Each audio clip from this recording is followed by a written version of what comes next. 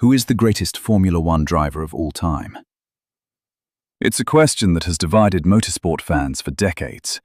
Some will immediately say Michael Schumacher, the man who won 7 world championships and defined an entire era with Ferrari.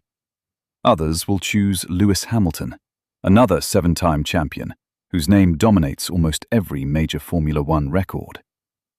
And then there are those who believe the answer is Ayrton Senna, a driver whose raw talent, fearless determination, and unforgettable performances made him a legend far beyond statistics. But here's something interesting. When those very legends spoke about the greatest racing driver who had ever lived, they often didn't mention Schumacher. They didn't mention Hamilton. And sometimes, they didn't even mention Senna. Instead, they kept coming back to one name: Juan Manuel Fangio, a man who won 5 Formula One world championships at a time when simply surviving a race was often harder than winning one. A driver who became world champion with 4 different manufacturers. A man who won 46% of every Formula One race he ever entered.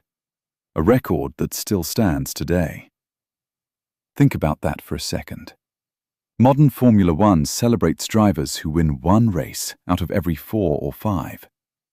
Fangio won nearly every second race he started. He claimed pole position in more than half of his Grand Prix appearances. He started from the front row in an astonishing 92% of his races. Nearly 7 out of every 10 times he climbed into a Formula One car, he finished on the podium. Those numbers would be extraordinary in any era. But Fangio didn't achieve them in modern Formula One. He achieved them in the most dangerous era the sport has ever known. Back then, Formula One wasn't simply a championship. It was a test of survival. There were no carbon fiber survival cells, no halo, no Hans devices, no fireproof overalls capable of withstanding extreme temperatures. Medical teams weren't waiting just seconds away. If you crashed, there was a very real chance you wouldn't walk away, or walk away at all. Drivers accepted that reality every single weekend. Every race could be their last. And yet, Fangio kept winning. Again, and again, and again. But what makes his story truly extraordinary isn't the number of championships he won. It's how unlikely his journey was from the very beginning. Unlike today's Formula One stars, Fangio didn't grow up racing karts. He wasn't a child prodigy. He didn't come from a wealthy family. He didn't have sponsors. He didn't belong to a junior racing academy. In fact, he didn't even dream of becoming a racing driver. The first time Juan Manuel Fangio sat behind the wheel of a racing car, he was already 25 years old. In today's world, that's almost impossible to imagine. Most Formula One drivers have already spent 2 decades racing by that age. Many have already reached Formula One itself. Fangio hadn't even started. And yet, within little more than a decade, he would become the greatest racing driver on Earth. But before he conquered Europe, before he became world champion, before he survived terrifying crashes, before he was kidnapped by Cuban revolutionaries, before he drove what many still consider the greatest race in motorsport history, he was simply a young mechanic from a small town in Argentina. A quiet man who loved fixing cars far more than driving them. And that's exactly where this story begins. Juan Manuel Fangio was born on June 24, 1911, in the quiet farming town of Balcarce, about 400 kilometers south of Buenos Aires. At first glance, there was nothing remarkable about the place. No racetracks, no famous drivers, no wealthy industrialists. Just dusty streets, rolling farmland, and families trying to build a better life. His parents, Loreto and Herminia Fangio, were Italian immigrants who'd crossed the Atlantic in search of opportunity. Like millions of immigrants before them, they arrived with very little. His father worked long days as a construction laborer. His mother stayed home, raising 6 children while making sure there was always food on the table, even when money was scarce. Juan grew up understanding something that would stay with him for the rest of his life. Nothing comes easy. If you wanted something, you worked for it. As a child, Juan wasn't obsessed with racing. His first love wasn't cars, it was football. Like almost every young boy in Argentina, he spent countless afternoons kicking a worn-out ball through the dusty streets of Balcarce. Friends remembered him as quiet, disciplined, and incredibly competitive. He hated losing, not because he wanted attention, because he genuinely believed that if something was worth doing, it was worth doing well. That mindset would eventually define his entire career. But while football filled his afternoons, something else slowly captured his imagination. Machines. Whenever a truck or automobile rolled through town, young Juan couldn't help staring at it. He wasn't fascinated by how fast it went. He wanted to know how it worked. How did the engine produce power? Why did one car sound different from another? Why did some engines seem smooth, while others rattled and coughed? Most children saw transportation. Juan saw engineering. At just 13 years old, he made a decision that would change his life forever. He left school.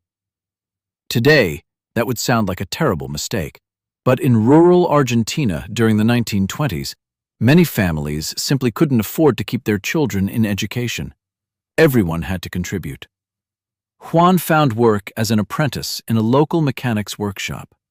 It wasn't glamorous. His days were filled with grease, oil, broken tools, and heavy lifting.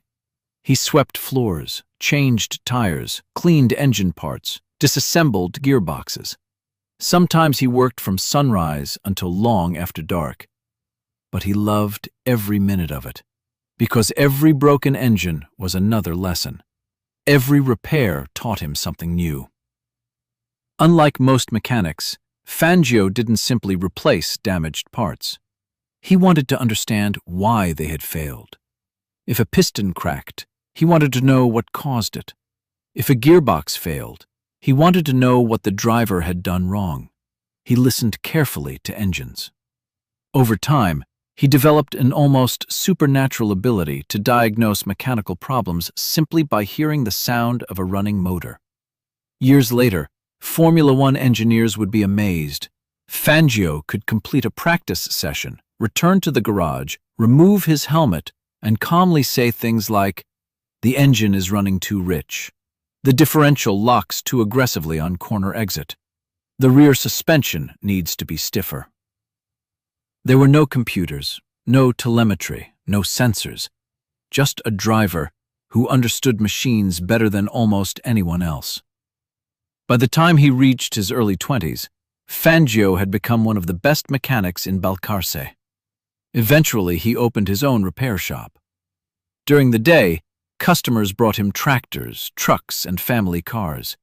At night, the workshop became something else entirely, a laboratory. When everyone else went home, Fangio stayed behind. He bought old cars that nobody wanted, took them apart, modified the suspension, improved the engines, reduced weight wherever he could. Every improvement was tested, then tested again. He wasn't building racing cars because he dreamed of becoming famous. He simply loved solving problems. Winning wasn't yet the goal. Learning was. Around that time, local road races were becoming increasingly popular throughout Argentina. Unlike today's racing circuits, these events were held on public roads, dirt roads, gravel tracks, mountain passes. Sometimes entire towns would close their streets for race day. At first, Fangio didn't compete. He worked on other drivers' cars. Occasionally, he even rode as a mechanic or co-driver, watching experienced racers from the passenger seat. Without realizing it, he was receiving an education no racing school could ever provide. He observed everything. How experienced drivers managed their tires, how they conserved fuel, how they protected the engine over hundreds of kilometers. Most importantly, he noticed that the fastest driver wasn't always the one who won. Usually, the smartest one did. Finally, in 1936, at the age of 25, Juan Manuel Fangio entered his very first race as a driver. By modern standards, it was almost absurd. Today's Formula One drivers often begin karting before they're 6 years old. By 25, many have already spent years competing in Formula One. Fangio was only just beginning. His car wasn't the fastest. His budget was tiny. His equipment was basic. But he possessed something no one else had: patience. While others attacked every corner as if the race would end in 5 minutes, Fangio drove with the bigger picture in mind. He looked after the engine, protected the brakes, saved the tires. He understood something many drivers never learned. You don't win endurance races by driving flat out. You win them by being the fastest driver still moving at the finish. That philosophy would soon make him nearly unbeatable, because the races waiting for him were unlike anything the world would ever see again. Before Juan Manuel Fangio ever raced at Monaco, before he stood on the podium at Monza, before Europe even knew his name, he earned his reputation in a place far more unforgiving than Formula One: the endless roads of South America. Today, when we think of motorsport, we imagine smooth asphalt, safety barriers, pit crews, telemetry, and medical helicopters. None of that existed in Argentina during the 1930s and 40s. The races Fangio entered weren't held on permanent circuits. They took place on ordinary public roads that disappeared into deserts, climbed over mountains, cut through forests, and crossed rivers. Every race was an expedition. Every finish line was an achievement. And every driver knew one thing: you weren't just racing the competition, you were racing the terrain itself. In 1938, Fangio joined Turismo Carretera, a championship that still exists today and is recognized as the oldest active touring car series in the world. But calling it a championship doesn't really capture what it was. It was survival. Cars weren't transported to the races. Drivers drove them there. The same vehicle had to survive thousands of kilometers before the race even began. And once the green flag dropped, there were no mechanics waiting in a pit lane, no replacement cars, no backup plan. If something broke, you fixed it yourself. If you couldn't, your race was over. Fangio loved it. Not because it was easy, because it rewarded intelligence. Every kilometer demanded concentration. Every strange vibration meant something. Every unusual sound coming from the engine had to be understood immediately. This was where Fangio's years as a mechanic became priceless. While other drivers panicked when something didn't feel right, Fangio already knew what was happening beneath the hood. Sometimes, before the problem even became visible. Then came the race that would change everything. Gran Premio del Norte. Even today, it's difficult to comprehend what this event actually was. The route covered nearly 10,000 kilometers. To put that into perspective, a modern Formula One season covers fewer racing kilometers than Fangio drove in this single event. The race began in Buenos Aires, then headed north through Argentina, across Bolivia, into Peru, over the Andes, and then back again. There were no luxury hotels, no recovery days, no physiotherapists. Every morning the drivers climbed back into their cars, knowing they would spend another 12, sometimes 15 hours behind the wheel. The roads changed constantly. One moment they were driving across dry desert. An hour later, They were climbing narrow mountain roads, barely wide enough for one car. Sometimes there was pavement. More often, there wasn't. Dust clouds were so thick, the drivers often couldn't see more than a few meters ahead. Overtaking meant driving blind, trusting instinct, trusting experience, trusting luck. Then came the Andes. Some sections climbed above 4,000 meters above sea level. At that altitude, the air is almost 40% thinner than at sea level. The drivers struggled to breathe. The engines struggled even more. Power dropped dramatically. Fuel mixtures changed. Temperatures fluctuated wildly. Most drivers had never experienced conditions like that.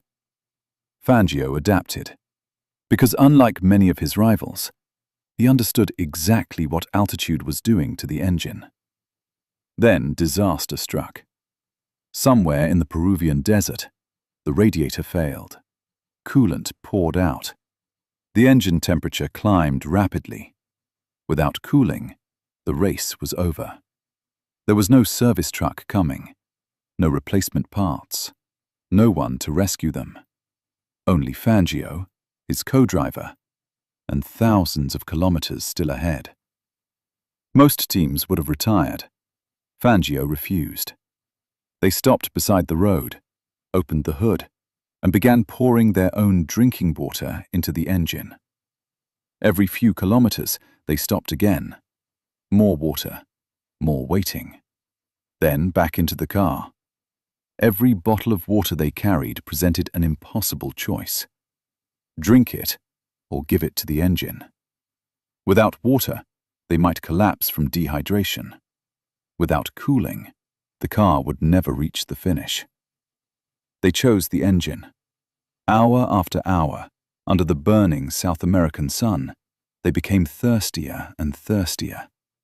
Their lips cracked, their throats burned. But the engine kept running. And as long as the engine lived, so did their chances. As if that wasn't enough, another problem appeared. One of the suspension components failed after hitting rough terrain. The car became almost undrivable. Again, no mechanics, no spare vehicle, no outside assistance. The rules were simple. If you wanted to continue, you repaired the car yourself. So that's exactly what they did. On the side of the road, covered in dust, using only the tools they carried with them. Hours later, they were moving again. Night brought no relief. Temperatures in the mountains dropped below freezing. The cars had no heating, no windshields worthy of the name, only open cockpits that exposed the drivers to freezing winds for hours at a time. Fangio and his co-driver became so cold that they took turns leaning against one another simply to share body heat. Imagine trying to race while shivering uncontrollably at over 100 kilometers per hour on mountain roads with sheer drops just inches away. This wasn't motorsport anymore. It was endurance. It was survival. Merely 300 cars started the event. By the time it ended, only around 20 reached the finish. Most retired with broken engines, destroyed suspensions, mechanical failures, or crashes. Some drivers simply couldn't continue. Others never made it home. But one man crossed the finish line first. Juan Manuel Fangio. For Argentina, it was more than just another victory. It was the birth of a national hero. People suddenly realized this quiet mechanic from Balcarce wasn't simply talented. He possessed something much rarer. The ability to stay calm when everyone else was falling apart. To think clearly while exhausted. To protect the machine when others destroyed theirs. To keep moving, long after everyone else had given up. Those qualities would soon make him one of the most feared drivers in the world. But fate wasn't finished testing him, because only a few years later, on another brutal South American road race, Fangio would lose someone he considered more than just a teammate. He would lose his closest friend. And for the first time in his life, he would seriously consider walking away from racing forever. By 1948, Juan Manuel Fangio was no longer just another racing driver. He had become Argentina's biggest motorsport star. His victories filled newspaper headlines. Crowds gathered wherever he raced. People began to believe they were witnessing the rise of someone extraordinary.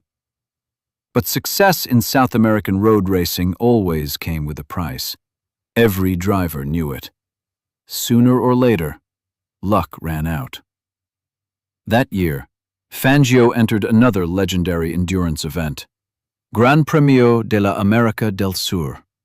Nearly 10,000 kilometers stretching from Buenos Aires all the way to Caracas, Venezuela.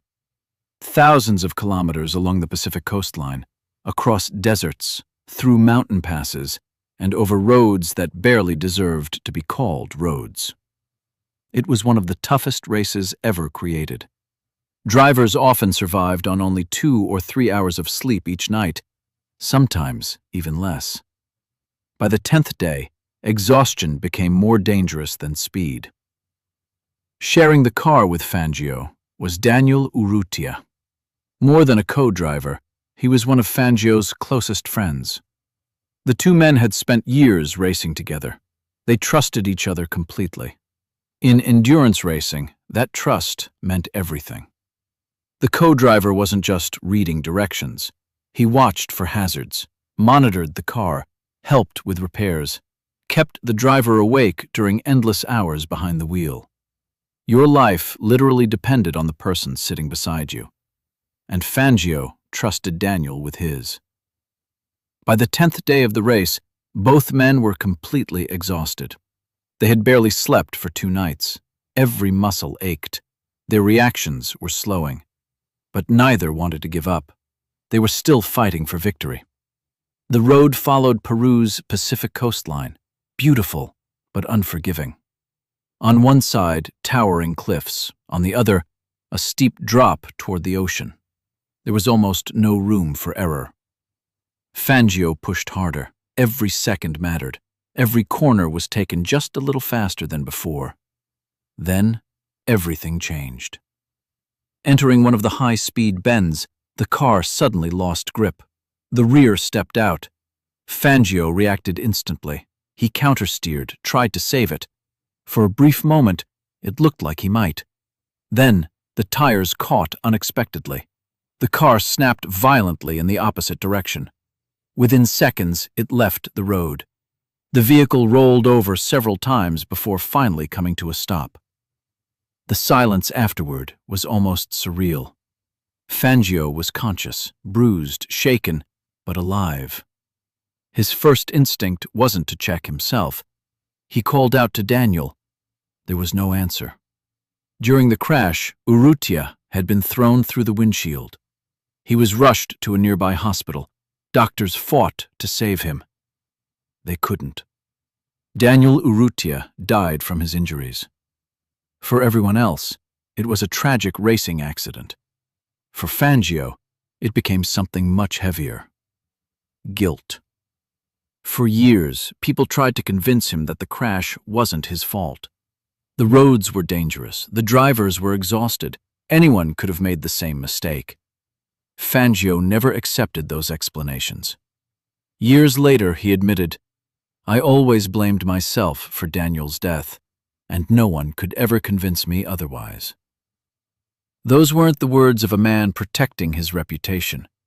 They were the words of someone carrying a burden that never truly disappeared. The accident broke him. He fell into depression. He stopped thinking about championships, stopped thinking about victories.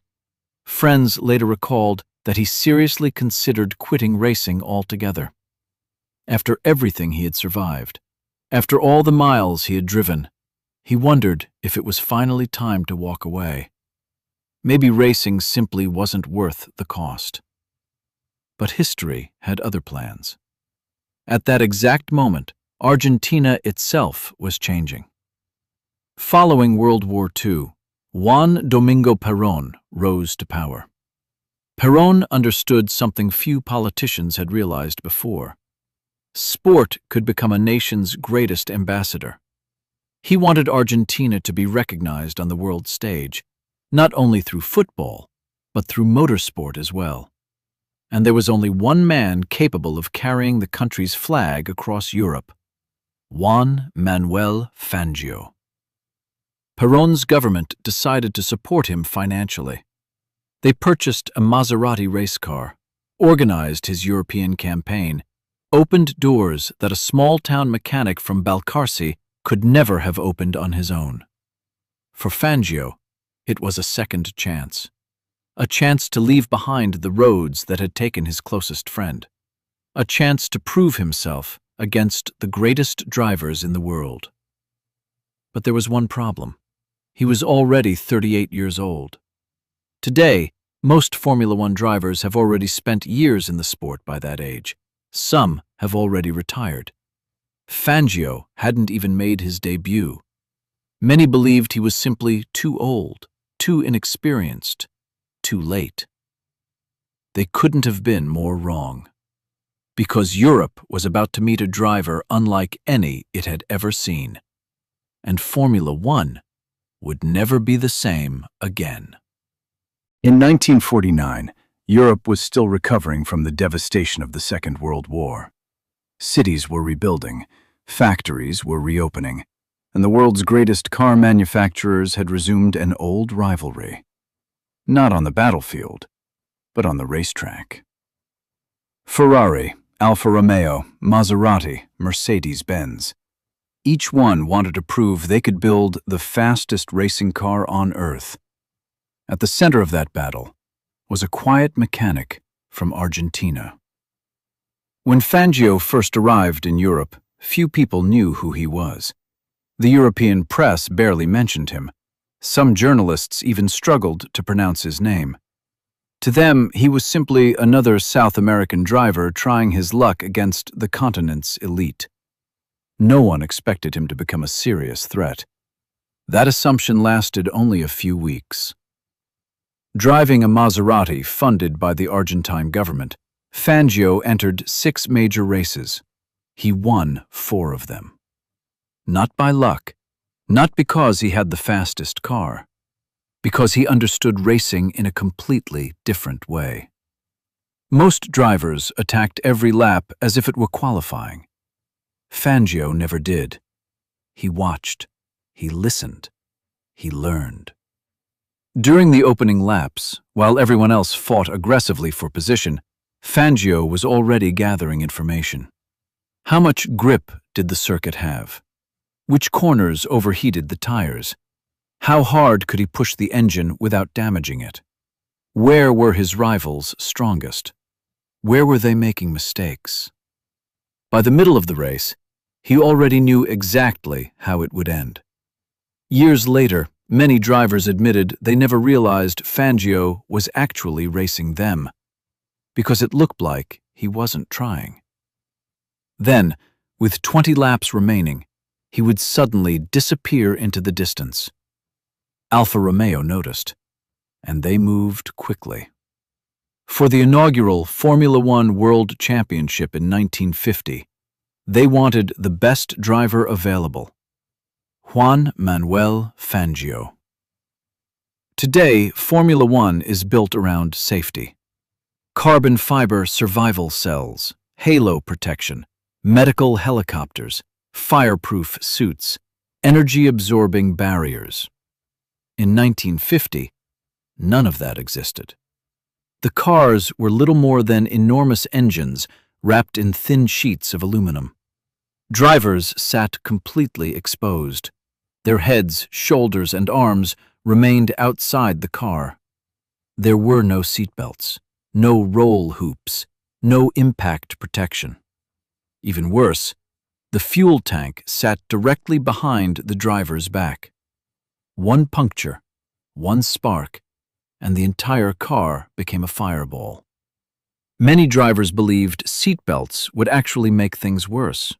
They preferred being thrown clear during a crash rather than trapped inside a burning car. As unbelievable as that sounds today, it was considered common sense. The cars themselves demanded enormous physical strength. Steering was incredibly heavy. There was no power assistance. Gear changes required precision and force. The clutch pedal felt more like lifting weights than driving a racing car. The drive shaft spun just inches beneath the driver's legs. If it failed, it could tear through the cockpit. Drivers often finished races with bleeding hands, bruised shoulders, and muscles so exhausted they struggled to climb out of the car. And yet, this was exactly the environment where Fangio thrived. His years as a mechanic suddenly became an enormous advantage. Unlike many drivers, Fangio didn't simply tell engineers that something felt wrong. He explained exactly what was happening. The engine is running too hot. The rear suspension is unloading too quickly. The differential locks too aggressively. He could feel problems that nobody else noticed. Sometimes mechanics dismantled the car after practice, only to discover Fangio had identified a cracked component before it actually failed. There were no computers confirming his observations, only experience and instinct. Mercedes engineer Rudolf Uhlenhaut later described Fangio as one of the few drivers who understood machinery almost as well as the people who designed it. The 1950 season wasn't perfect. The Alfa Romeo was blisteringly fast, but reliability remained a constant problem. Fangio retired from 3 races because of mechanical failures. Despite winning 3 Grand Prix, he lost the championship to his teammate, Giuseppe Farina. Many drivers would have been devastated. Fangio wasn't. After the final race, he reportedly smiled and simply said, "Next year." That confidence wasn't arrogance. It was certainty. He knew exactly how competitive he had become. And he was right. In 1951, everything came together. At Silverstone, he recovered from multiple pit stops to finish second. At the Nürburgring, gearbox problems left him without first and second gear for much of the race. Most drivers would have retired immediately. Fangio adapted. He changed his driving style completely, used higher gears, carried more speed through corners, protected the engine. Somehow, he still finished near the front. That ability amazed everyone. He didn't need a perfect car. He simply found another way. Race after race, Fangio demonstrated something that statistics alone can't explain. He almost never made mistakes. He didn't overdrive the car. He didn't panic under pressure. He rarely spun, rarely crashed, rarely broke machinery through carelessness. He understood that races weren't won by driving at 100% all the time.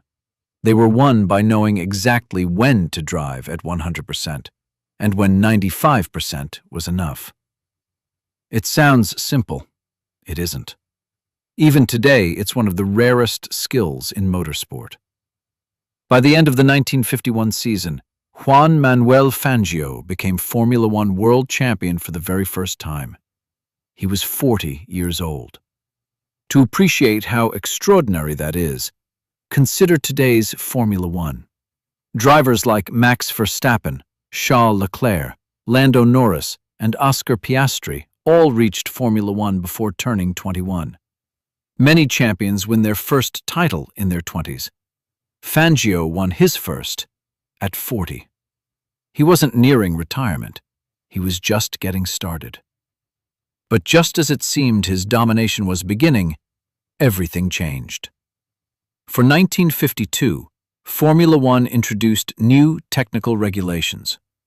Alfa Romeo decided not to compete because it didn't have a suitable car. Almost overnight, the reigning world champion found himself without a team. Maserati quickly approached him. They had developed a promising new racing car and wanted the best driver in the world behind the wheel. Fangio accepted.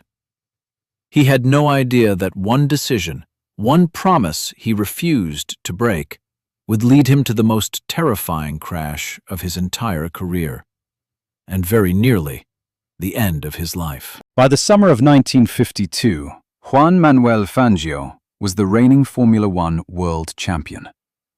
Even though Alfa Romeo had withdrawn from the championship after the rule changes, his reputation had never been stronger. Every major manufacturer wanted him, especially Maserati. The Italian marque had developed an entirely new racing car and believed there was only one man capable of unlocking its full potential: Juan Manuel Fangio. They invited him to compete at the Italian Grand Prix in Monza. Their expectations weren't even that high. They didn't expect him to win. They simply wanted him to drive the new car, to evaluate it, to tell the engineers what it needed. For Fangio, accepting the invitation was an easy decision. Unfortunately, fate had other plans. The day before the Italian Grand Prix, Fangio was already committed to another race. Not in Italy, not even close. He was competing in Northern Ireland. Most drivers would have cancelled one event. Fangio refused. If he gave someone his word, he intended to keep it, no matter what.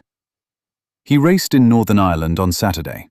The plan was simple: finish the race, board a private aircraft, fly directly to Italy, sleep, wake up on Sunday morning, and drive for Maserati. It sounded straightforward, until the airplane never took off. Technical problems grounded the flight. Suddenly, the entire plan collapsed. Most drivers would have called Maserati, explained the situation, apologized, and accepted that they couldn't make it. Not Fangio. Instead, he bought a commercial ticket to Paris. He landed just after midnight. There was only one problem. The last train to Italy had already left. Standing alone in the station, he had a decision to make: give up or drive. He chose to drive. A friend lent him a road car, and Fangio began one of the most exhausting journeys of his life. Nearly 1,000 kilometers across Europe. Today, that would already be demanding. In 1952, it was something else entirely. There were no motorways through the Alps, no long tunnels, no GPS. Only narrow mountain roads twisting through the darkness. Hour after hour, he drove alone, without sleep, without rest, crossing France, climbing into the Alps, descending into northern Italy. While every other Formula One driver was sleeping peacefully in a hotel near Monza, the reigning world champion was still somewhere on a mountain road. When Fangio finally arrived at Monza, it was Sunday afternoon, less than 30 minutes before the race. He hadn't slept properly in almost 2 days. His eyes were bloodshot, his body was exhausted. But he had kept his promise. Unfortunately, a new problem immediately appeared. Qualifying had already finished. According to the regulations, Fangio wasn't even allowed to start the race. The organizers found themselves in an impossible situation. Thousands of spectators had bought tickets expecting to see the world champion. The entire event had been promoted around his appearance. In the end, the other drivers themselves voted to let him race. It was a remarkable gesture, not because they thought he would win, but because they respected him. None of them realized they might have just allowed a dangerously exhausted man onto one of the fastest circuits in Europe. Then came perhaps the most unbelievable part of the story. The Maserati waiting for Fangio on the grid was a car he had never driven before. Not once. No practice, no qualifying, no test laps. He hadn't even sat inside it until moments before the start. Think about that for a second. Modern Formula One drivers spend hundreds of hours in simulators. They complete thousands of test laps before racing a new car. Fangio climbed into an unfamiliar machine, adjusted the mirrors, and waited for the lights. When the race began, he started from the very back of the grid.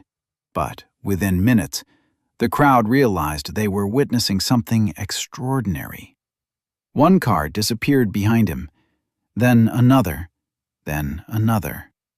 By the end of the opening lap, he had already overtaken 6 competitors. On the second lap, he passed even more. The spectators erupted.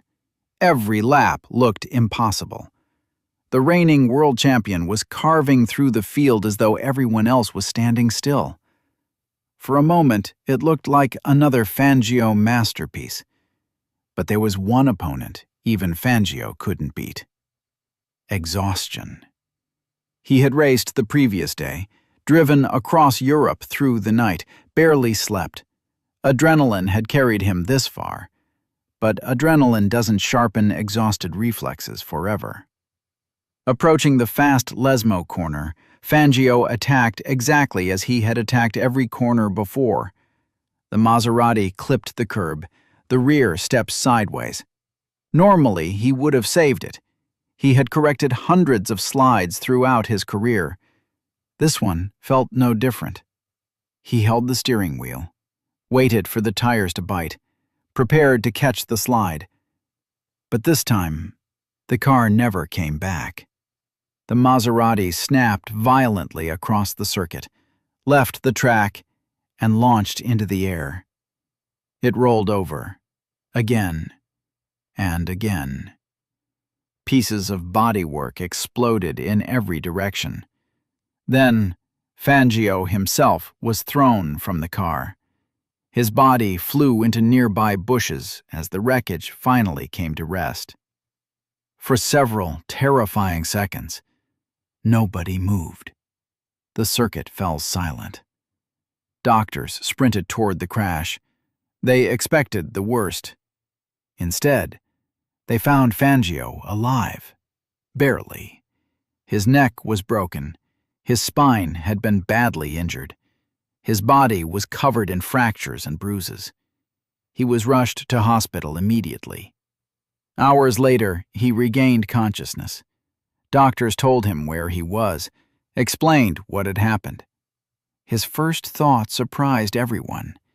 It wasn't, "Am I going to survive?" It wasn't, "Will I ever walk again?" Instead, Fangio reportedly muttered something entirely different. "I've lost the whole season." That was how his mind worked. Racing came first. Only moments later did reality begin to sink in. He looked around the hospital room, realized he was still alive, and quietly told himself, "Why are you worrying about racing? You've just been given another life." The next few months were agonizing. For 6 days, he couldn't leave his hospital bed. His neck remained completely immobilized. Soon afterward, doctors placed his entire upper body in a massive plaster cast. He wore it for nearly 3 months. Newspapers around Europe declared his career over. Some believed he'd never race again. Others questioned whether he'd even recover fully.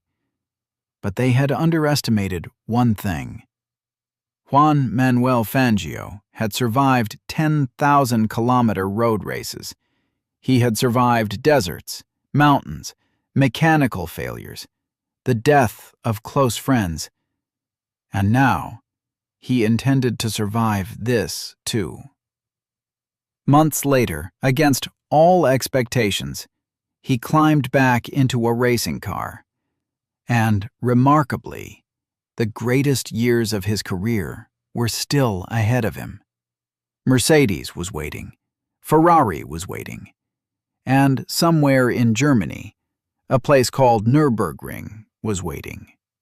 A circuit where Juan Manuel Fangio would drive a race that many still consider the greatest performance in the history of motorsport. Most racing drivers would never be the same after a crash like Monza. A broken neck, a damaged spine, months trapped in a body cast. For many, that would have been the end. But Juan Manuel Fangio wasn't like most drivers. By early 1953, he was back behind the wheel. His doctors urged caution. His friends begged him to slow down. Fangio listened politely. then ignored every word. Racing wasn't simply his profession. It had become part of who he was. His comeback season wasn't easy. Ferrari had built the strongest car on the grid, and Alberto Ascari was almost untouchable. Fangio fought hard all year, but finished second in the championship. To many drivers, finishing runner-up would have felt like failure. To Fangio, it was simply another step. Because outside Formula One, he reminded everyone exactly who he was. That same year, he won the legendary Mille Miglia, a brutal 1,000-mile race across Italy's public roads. A few months later, he conquered the equally terrifying Carrera Panamericana in Mexico. More than 3,000 kilometers through mountains, deserts, villages, and roads that barely deserved to be called roads. Most Formula One drivers focused only on Grand Prix racing. Fangio seemed capable of winning anything with four wheels. Then came the phone call that changed everything. Mercedes-Benz was returning to Grand Prix racing. The German manufacturer hadn't come back merely to compete. It had come back to dominate. To do that, it needed the best driver in the world. There was only one choice: Juan Manuel Fangio. Mercedes introduced the revolutionary W196. Compared to almost everything else on the grid, it looked like it had arrived from the future. Its engineering was years ahead of the competition. The handling was precise, the reliability exceptional. The engine was both powerful and remarkably smooth. But even Mercedes knew one thing. A great racing car doesn't become legendary by itself. It needs the right driver. And Fangio immediately felt at home. He won almost immediately. Race after race, circuit after circuit, the combination of Fangio and Mercedes proved almost unstoppable. He won the 1954 Formula One World Championship, giving him his second title. The following year, he did it again. A third championship. Everything seemed perfect.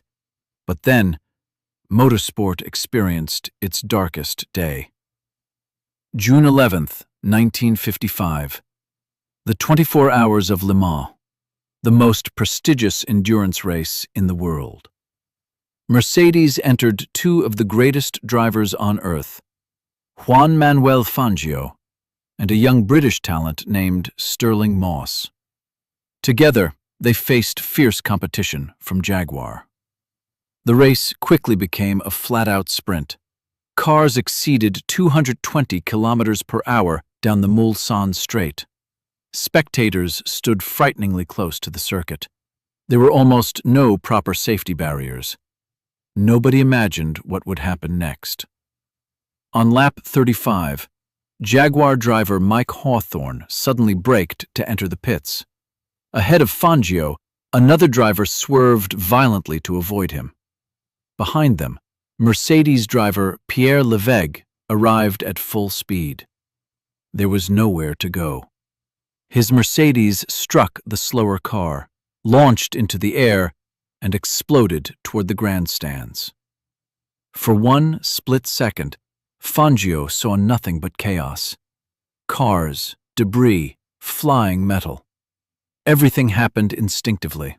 Without thinking, he threaded his Mercedes through the tiny gap between two crashing cars. Years later, he admitted he never truly understood how he escaped. He simply reacted. Another fraction of a second, and he would have been caught in the disaster himself. Behind him, hell broke loose. Levegh's Mercedes flew into the crowd. The impact tore the car apart. The engine became a missile. The suspension scattered across the grandstands. The magnesium body ignited into an intense fire. Within moments, Pierre Levegh was dead. So were 83 spectators. More than 120 others were injured. It remains, to this day, the deadliest accident in the history of motorsport. Most racing drivers would never be the same after a crash like Monza. A broken neck, a damaged spine, months trapped in a body cast. For many, that would have been the end. But Juan Manuel Fangio wasn't like most drivers. By early 1953, he was back behind the wheel. His doctors urged caution. His friends begged him to slow down. Fangio listened politely, then ignored every word. Racing wasn't simply his profession. It had become part of who he was. His comeback season wasn't easy. Ferrari had built the strongest car on the grid, and Alberto Ascari was almost untouchable. Fangio fought hard all year, but finished second in the championship. To many drivers, finishing runner-up would have felt like failure. To Fangio, it was simply another step. Because outside Formula One, he reminded everyone exactly who he was. That same year, he won the legendary Mille Miglia, a brutal 1,000-mile race across Italy's public roads. A few months later, he conquered the equally terrifying Carrera Panamericana in Mexico. More than 3,000 kilometers through mountains, deserts, villages, and roads that barely deserved to be called roads. Most Formula One drivers focused only on Grand Prix racing. Fangio seemed capable of winning anything with four wheels. Then came the phone call that changed everything. Mercedes-Benz was returning to Grand Prix racing. The German manufacturer hadn't come back merely to compete. It had come back to dominate. To do that, it needed the best driver in the world. There was only one choice: Juan Manuel Fangio. Mercedes introduced the revolutionary W196. Compared to almost everything else on the grid, it looked like it had arrived from the future. Its engineering was years ahead of the competition. The handling was precise, the reliability exceptional. The engine was both powerful and remarkably smooth. But even Mercedes knew one thing. A great racing car doesn't become legendary by itself. It needs the right driver. And Fangio immediately felt at home. He won almost immediately. Race after race, circuit after circuit, the combination of Fangio and Mercedes proved almost unstoppable. He won the 1954 Formula One World Championship, giving him his second title. The following year, he did it again. A third championship. Everything seemed perfect. But then, motorsport experienced its darkest day. June 11th, 1955. The 24 Hours of Le Mans, the most prestigious endurance race in the world. Mercedes entered two of the greatest drivers on earth, Juan Manuel Fangio and a young British talent named Stirling Moss. Together, they faced fierce competition from Jaguar. The race quickly became a flat-out sprint. Cars exceeded 220 kilometers per hour down the Mulsanne Straight. Spectators stood frighteningly close to the circuit. There were almost no proper safety barriers. Nobody imagined what would happen next. On lap 35, Jaguar driver Mike Hawthorne suddenly braked to enter the pits. Ahead of Fangio, another driver swerved violently to avoid him. Behind them, Mercedes driver Pierre Levegh arrived at full speed. There was nowhere to go. His Mercedes struck the slower car, launched into the air, and exploded toward the grandstands. For one split second, Fangio saw nothing but chaos. Cars, debris, flying metal. Everything happened instinctively. Without thinking, he threaded his Mercedes through the tiny gap between two crashing cars. Years later, he admitted he never truly understood how he escaped. He simply reacted. Another fraction of a second, and he would have been caught in the disaster himself. Behind him, hell broke loose. Leveg's Mercedes flew into the crowd. The impact tore the car apart. The engine became a missile. The suspension scattered across the grandstands. The magnesium body ignited into an intense fire. Within moments, Pierre Leveg was dead. So were 83 spectators. More than 120 others were injured. It remains, to this day, the deadliest accident in the history of motorsport. Juan Manuel Fangio would deliver a performance that many still consider the greatest drive in the history of motorsport. Every sport has that one performance, a moment so extraordinary that, decades later, people still ask the same question: will anyone ever do that again? For basketball, it might be Wilt Chamberlain's 100-point game. For football, perhaps Diego Maradona's run against England in 1986. For Formula One, many believe that moment happened on August 4th, 1957. At the Nürburgring, the original Nürburgring wasn't just another racing circuit.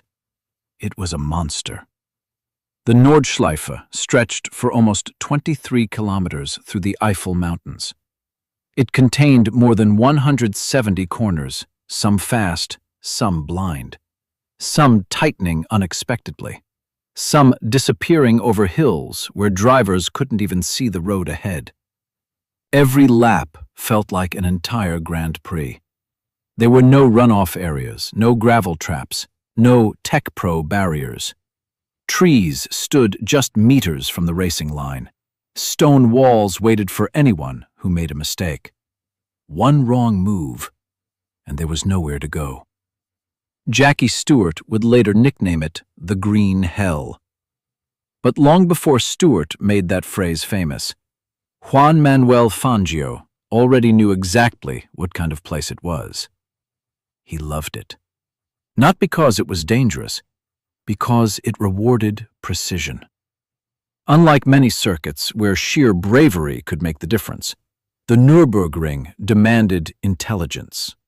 Every corner was different, every bump mattered, every braking point had to be perfect.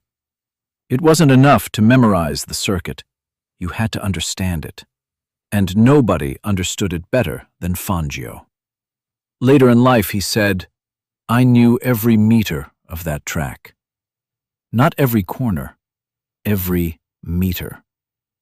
By 1957, Fangio was 46 years old. Most racing drivers of the era had already retired. Many hadn't even lived that long. Yet Fangio was still chasing another world championship. He had returned to Maserati, driving the beautiful 250F. It wasn't necessarily the fastest car on the straights, but it was balanced, predictable, responsive. Everything Fangio wanted. Qualifying stunned everyone. Fangio didn't merely take pole position. He destroyed the field. He beat his own lap record by 16 seconds. Think about that. Not 1 second, not 2, 16. Second-place qualifier Mike Hawthorne was nearly 3 full seconds slower. Even today, in modern Formula One, 3 seconds is an eternity.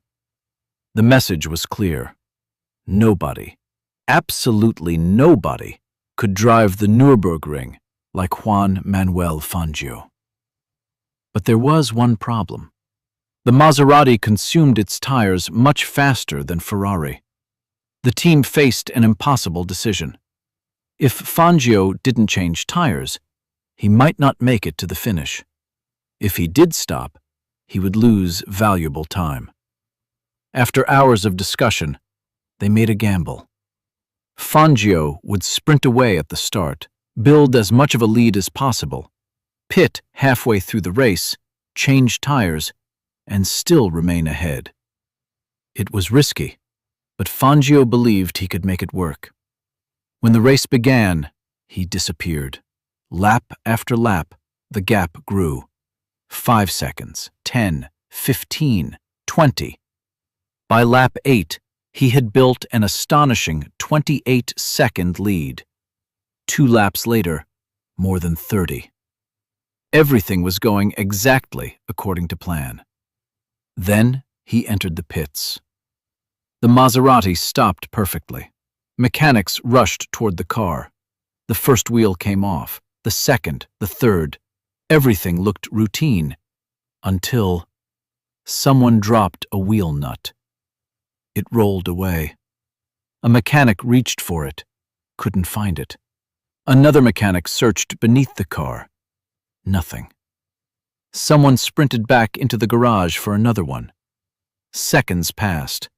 Fangio sat completely still, helmet on, hands gripping the steering wheel, watching, waiting, unable to do anything.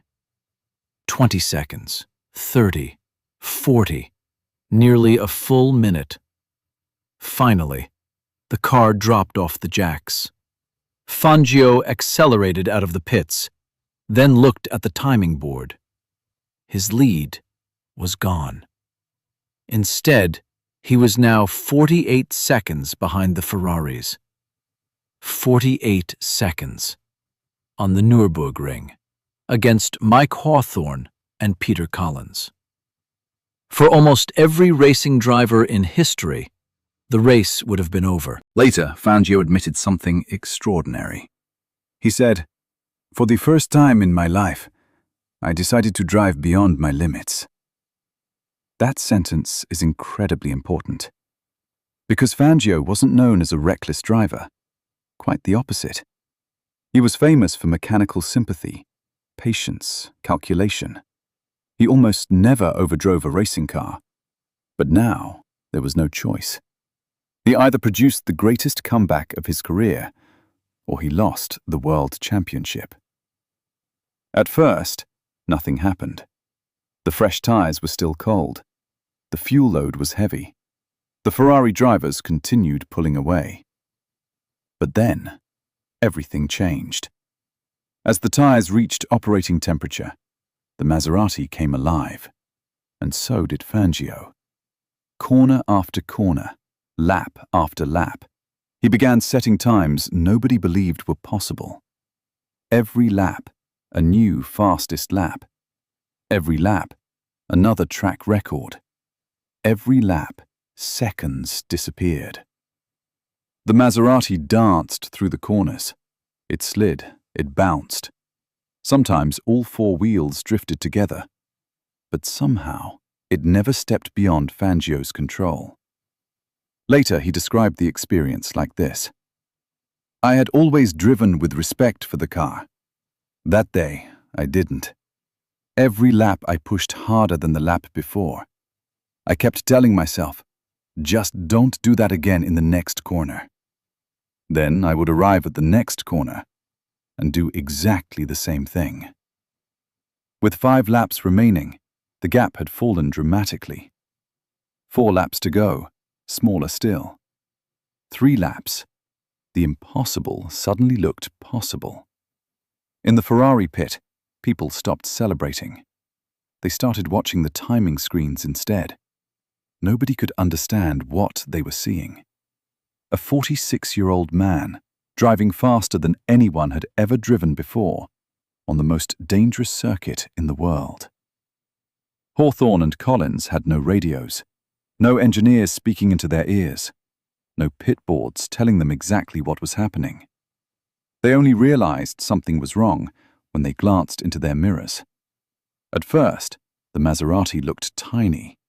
Then, every few corners, it looked bigger, closer, closer still, until finally, it filled the mirror completely. The first target was Peter Collins. Fangio caught him near Nordkehr, one of the circuit's most dangerous sections. Most drivers would have waited. Fangio didn't. He threw the Maserati into a gap that barely existed.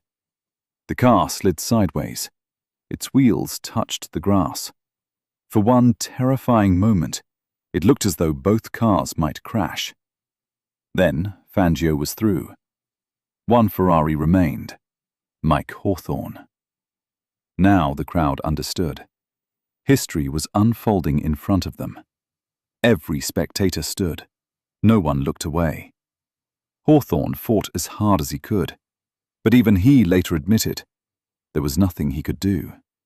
Fangio was simply operating on another level. Halfway through the final lap, the Maserati pulled alongside. One smooth movement, one perfectly judged pass, and Juan Manuel Fangio took the lead. He crossed the finish line 3 seconds ahead.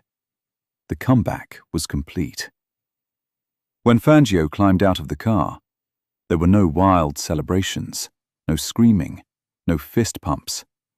He looked exhausted, almost emotional, as though he himself couldn't quite believe what had happened. Years later, reflecting on that afternoon, he said, "That day, I reached my limit. I knew I would never drive like that again. I had found the absolute maximum I was capable of." Even Sterling Moss, one of the greatest drivers never to win a world championship, later admitted he believed it was the greatest drive he had ever witnessed. To this day, many historians still agree. Not because Fangio won, not because he claimed another title, but because, for one unforgettable afternoon, a 46-year-old racing driver did something that shouldn't have been possible, and perhaps never will be again. By the beginning of 1958, Juan Manuel Fangio had nothing left to prove.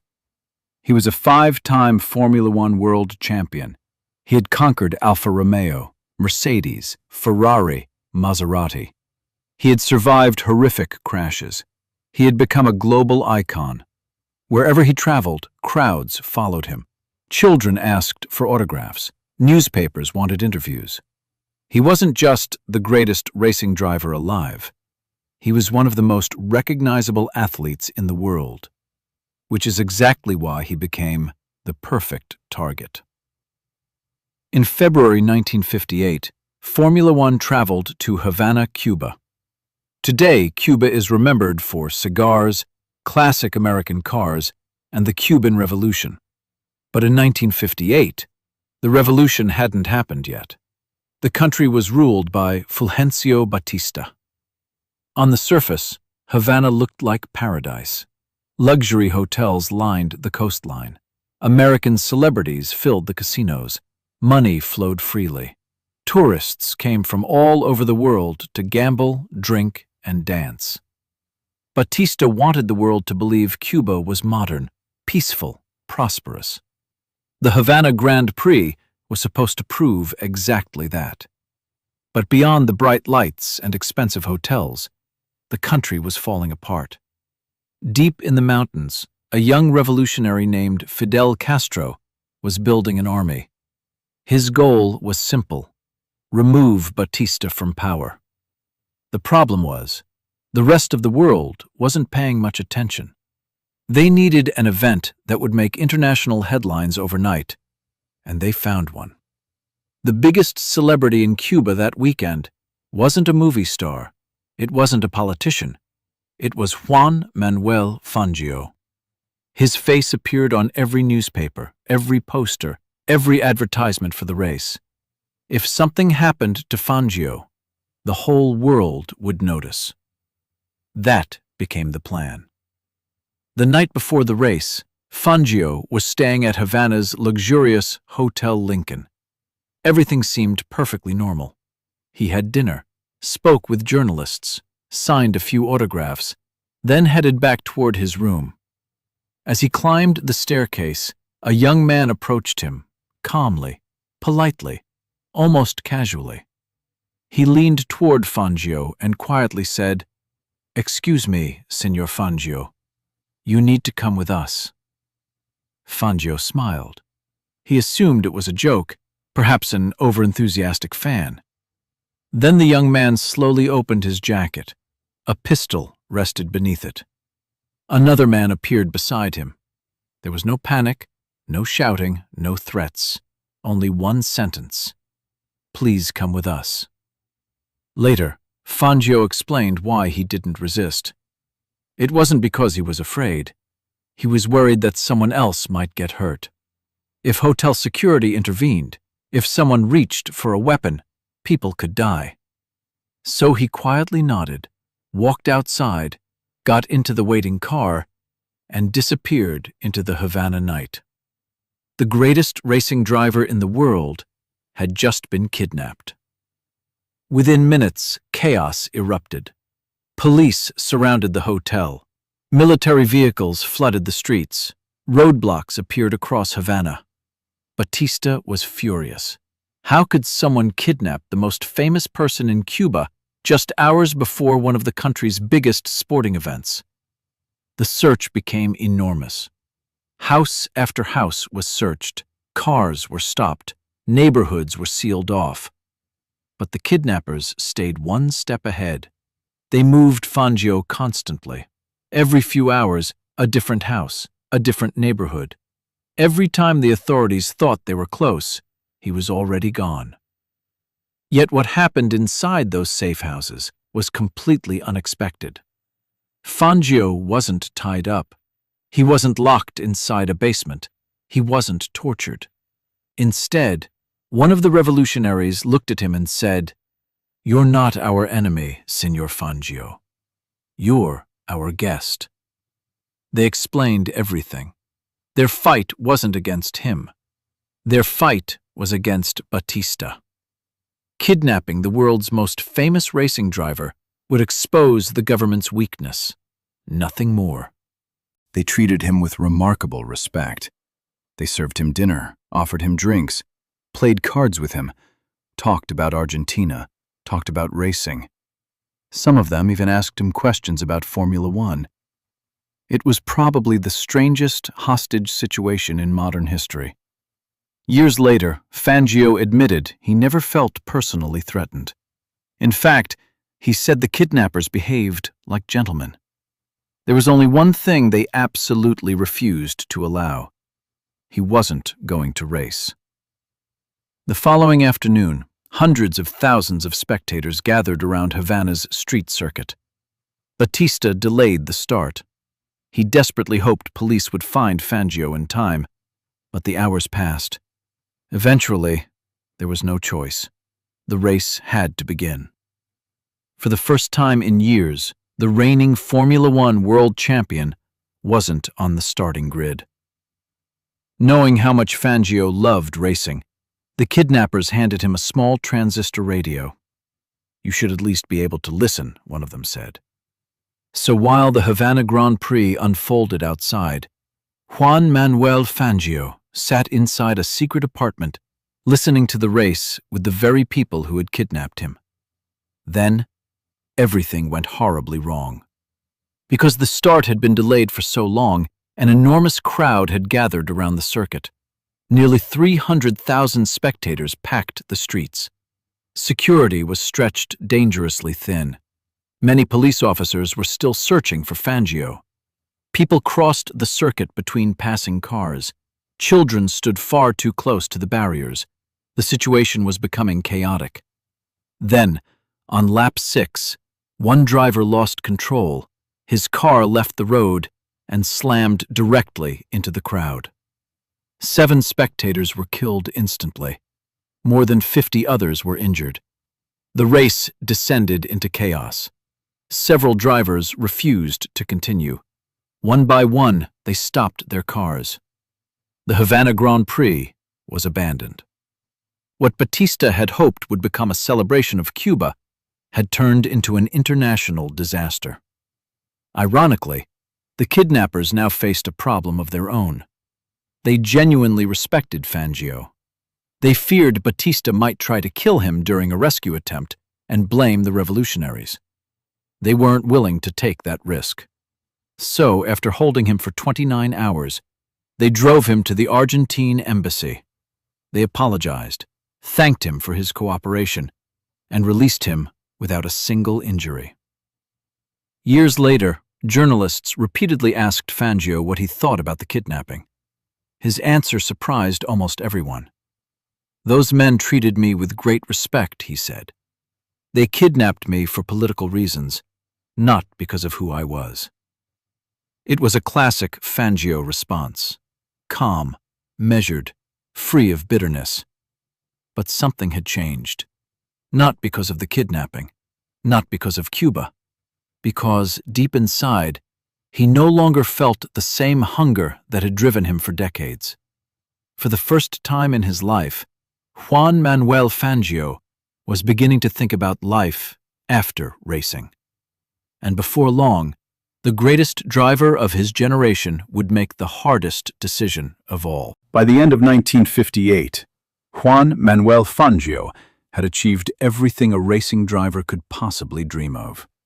5 world championships, 24 Grand Prix victories, victories with 4 different manufacturers, records that seemed impossible to break. But after nearly 2 decades of risking his life, something inside him had changed. For the first time, winning no longer mattered as much as it once had. People often assume Fangio retired because he became too old. That isn't true. Others believe he retired because younger drivers had become faster. That wasn't true either. The truth was much simpler. He felt he had reached the end of his journey. Years later, he admitted that the Nürburgring in 1957 had changed him forever. Not because it gave him another championship, because it showed him something about himself. For one afternoon, he had driven beyond every limit he believed possible. And afterward, he realized he never wanted to do it again. He later reflected, "When I thought back to that race, I realized how close I had come. I understood that I had reached my absolute limit. I didn't want to ask that much of myself ever again." It wasn't fear, it was wisdom. The 1958 season felt different. The sport itself was changing. The cars were becoming faster, teams were becoming larger, money was becoming more important. A new generation of fearless young drivers was arriving. Fangio could still compete, but he no longer felt the same fire. Then came the French Grand Prix at Reims, the final Formula One race of his career. Before the race even began, something annoyed him. The team had fitted new shock absorbers supplied by a sponsor. After only a few laps in practice, Fangio returned to the pits.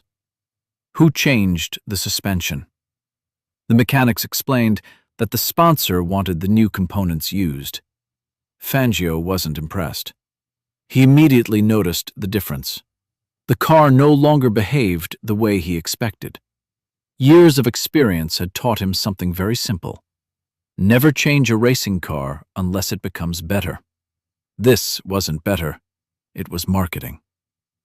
Later, he admitted that moments like this convinced him Formula One was entering a new era, an era where commercial interests increasingly influenced racing decisions. The sport he had fallen in love with was slowly changing. The race itself wasn't spectacular. Mechanical problems appeared once again.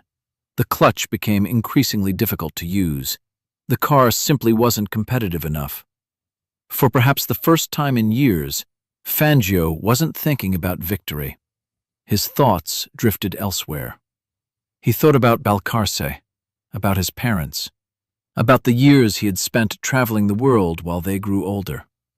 He thought about Daniel Urrutia, Pierre Levegh, Luigi Musso, Eugenio Castellotti, Alberto Ascari. Friends, teammates, rivals. So many of them were gone. Formula One in the 1950s wasn't just a championship. It was a place where you attended funerals almost as often as podium ceremonies. Later, he admitted something deeply personal. "One day, I suddenly realized I still had time to be a son. For years, I had only been a racing driver." That thought never left him. By the time he crossed the finish line at Reims, his decision had already been made.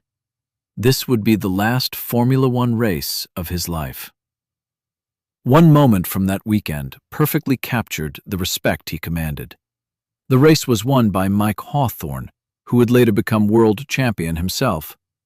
During the closing laps, Hawthorne caught Fangio to lap him. Under normal circumstances, he would simply have driven past. Instead, he slowed down, deliberately. He refused to humiliate the greatest driver of his generation in his final Grand Prix. It wasn't written anywhere in the rule book. No one asked him to do it. It was simply an act of respect, because every driver on the grid understood one thing. They weren't just racing against Juan Manuel Fangio. They were sharing the track with history. After the season, Fangio officially announced his retirement. There was no farewell tour, no dramatic press conference, just a quiet decision from a man who had always let his driving speak louder than his words. At his farewell dinner, surrounded by friends, mechanics, journalists, and fellow drivers, he stood up to speak. The room fell silent. He looked around at the people who had shared so much of his life. Then he said something that perfectly captured his philosophy. Never think of a racing car as just a machine. Think of it as a living horse. If you don't respect it, it will punish you. Then he paused. His voice became softer. In 10 years of Formula One, I lost more than 20 friends. Sometimes our gatherings felt less like sporting events and more like reunions of survivors. No one in the room spoke. They all knew he was right. Returning to Argentina, Fangio never truly left the world of automobiles. He became president of Mercedes-Benz Argentina. He helped develop motorsport throughout South America. He mentored young drivers, and whenever Formula One visited, he remained one of the sport's most respected ambassadors. Yet every now and then, he still climbed back behind the wheel. In 1978, at the age of 67, Fangio was invited to Australia for a demonstration event. The organizers expected him to complete a few ceremonial laps, wave to the crowd, smile for the cameras.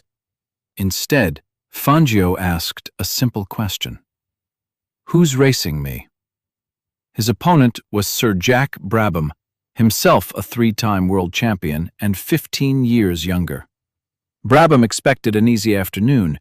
He quickly discovered otherwise.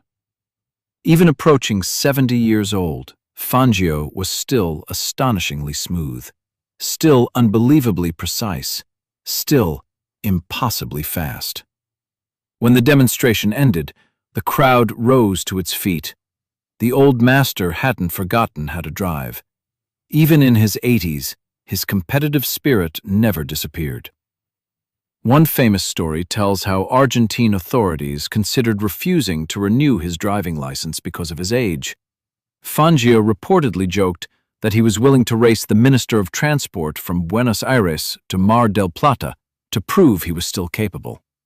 The race never happened. His license was renewed.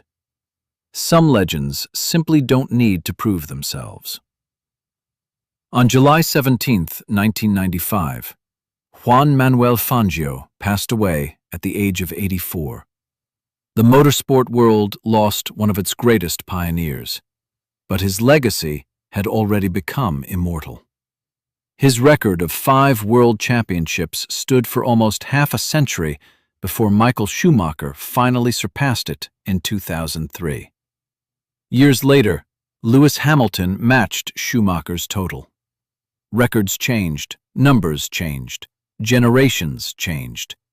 But one thing never did: the respect every racing driver had for Juan Manuel Fangio.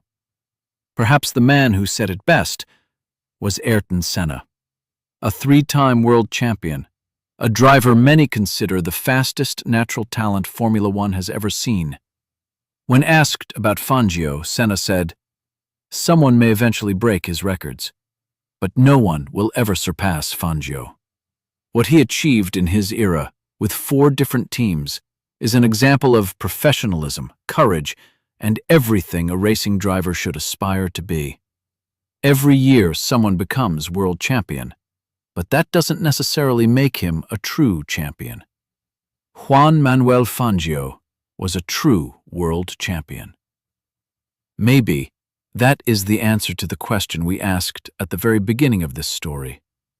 Who was the greatest Formula One driver of all time? There may never be a unanimous answer. Some will always choose Schumacher, others Hamilton, others Senna. But if you ask the people who truly understand the history of this sport, one name continues to rise above the rest: Juan Manuel Fangio.